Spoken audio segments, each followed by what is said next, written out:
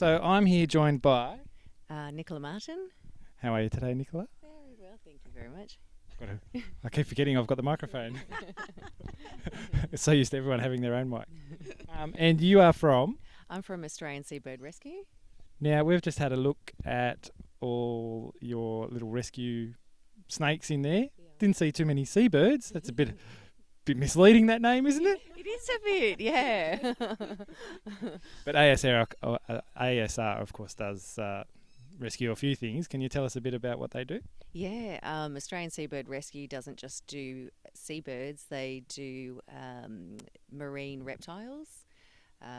So sea snakes, turtles.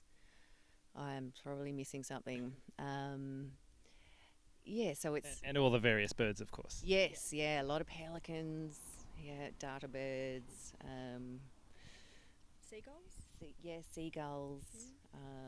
And they even do some freshwater turtles, like eastern long-necked turtles. And whereabouts are they based, and where do they go, and how far does ASR stretch? So there's we're based in the Central Coast. It's run by Kathy Gilmore. She's the founder of it, and she started it 25 years ago. And then there is the head office of Australian Seabird Rescue, which is up in Ballina. And then we've got another Australian Seabird Rescue down south.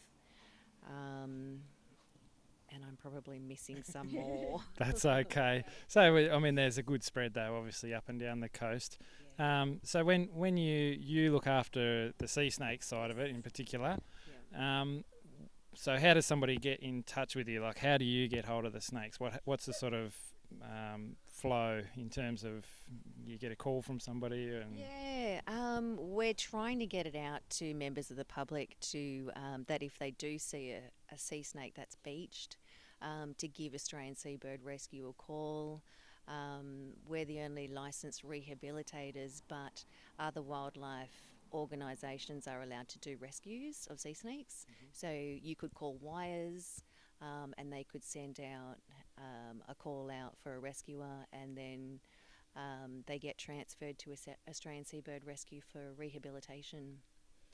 Yeah. Cool. And so, what sort of things, apart from being beached, what sort of rehab do they need? Like, what's the sort of requirements that they need to get back into proper health?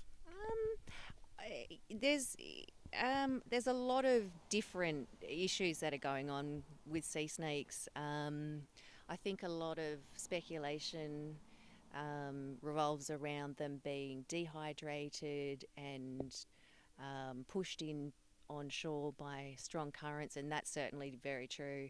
However, the sea snakes that I've had in care have all had infections, or had lacerations to a body, and a lot of these injuries and illnesses are things that you can't see when you see a sea snake on the beach.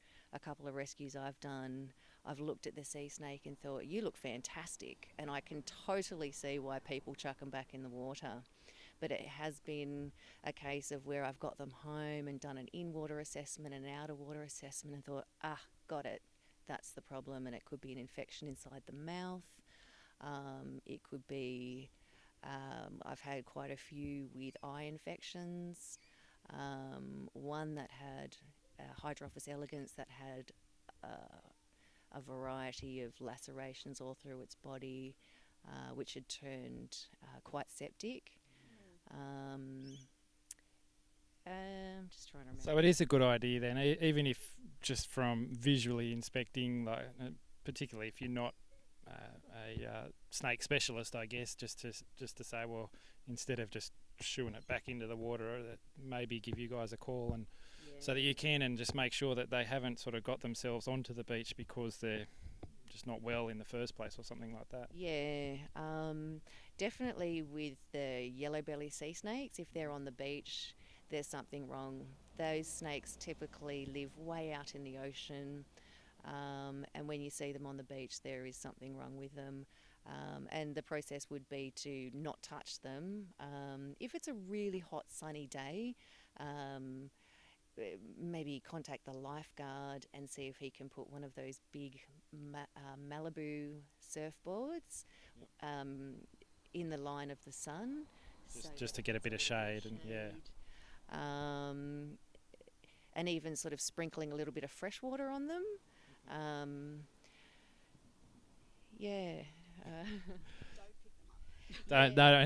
Don't pick them up. And there's a couple of definite not to do's, and that is picking them up. Most members of the public don't really understand the nature of sea snakes. They have a very, very soft body. The skin is bruised so easily, and their spine and their ribs get broken and dislocated if you pick them up. So someone might have a lot of experience with land snakes, and it's quite common to tail a land snake, whereas if you tailed a sea snake, chances are you've broken a bone, you've severed its spine.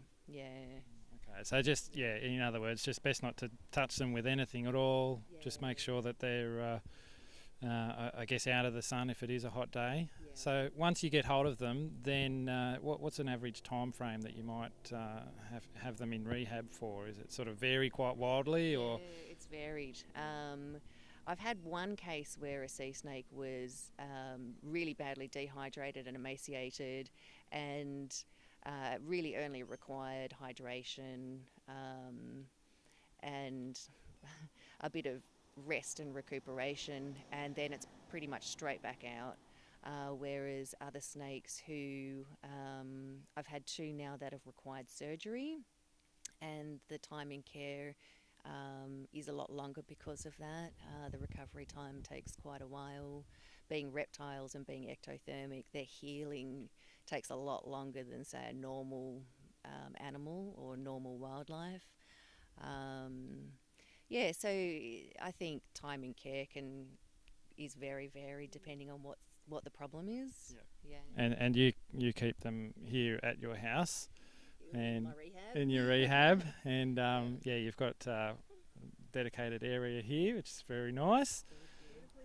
It is. And then when you do release them, do you take them out personally? On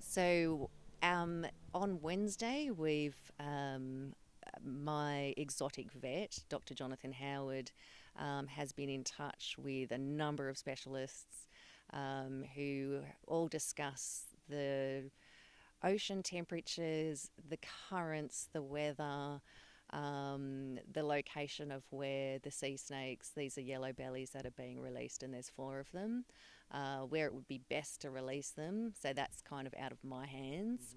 And then in this case, the RMS has very, very generously said that they will pay for petrol and do the release. So we've got the exotic vet, myself, and a diver coming to do that release. So it's all a fairly complex thing. Where does all the funding come from? Well, I work a full-time job to pay for my voluntary job. There you go. So a lot of it is self-funded type stuff. Yes. But we have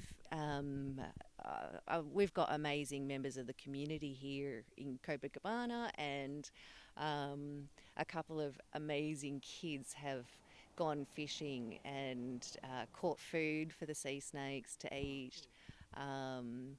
We've had some amazing, generous companies like All Coast Aquariums, which is in Long Jetty, and they have been amazing to me with food and with a tank and with filters and heaters, giving me amazing discounts. So that's definitely been a wonderful support.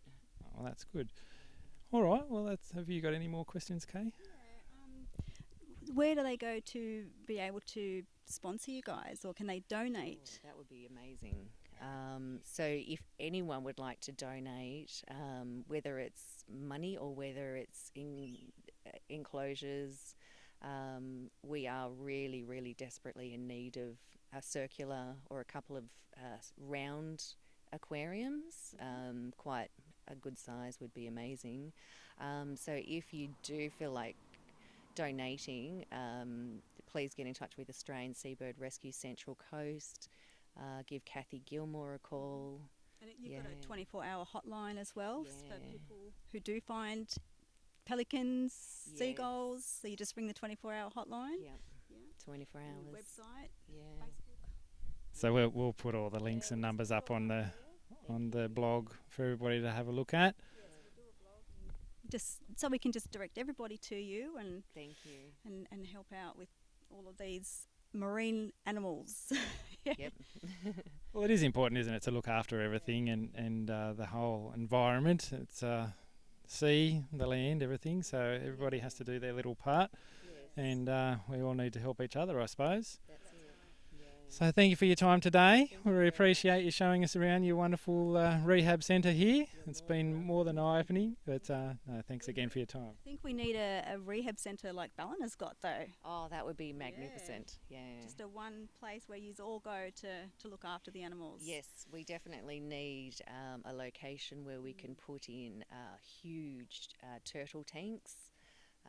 That is something that we're in desperate need of. Yeah, All right. yeah. I wonder who can help with that. That would be amazing if we could find someone.